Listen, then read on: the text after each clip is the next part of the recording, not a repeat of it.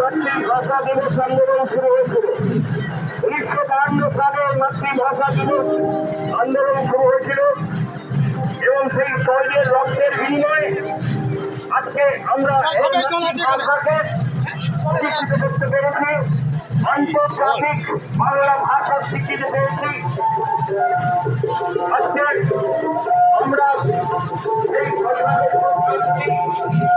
মাতৃভাষাকে প্রদান করি।